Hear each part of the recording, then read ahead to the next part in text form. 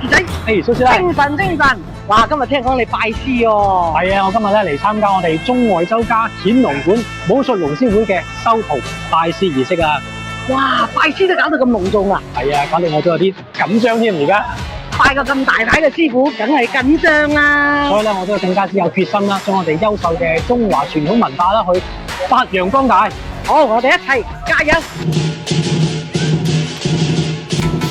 嗱，中外周家又名周家拳，清末民初由周榮宗師所創，融合洪拳之剛猛、蔡家拳之步法靈活，自成一派。嶺南武林稱之為紅頭蔡尾。今日拜入顯龍師傅門下，奉茶敬師，躬身行禮，呢個唔係卑微，係習武人刻喺心底嘅敬畏同埋初心。一紙文書落定，從此師出有名。武以修身，師以傳韻，恪守禮法，接續文脈，讓中華武術嘅精神被更多人看見。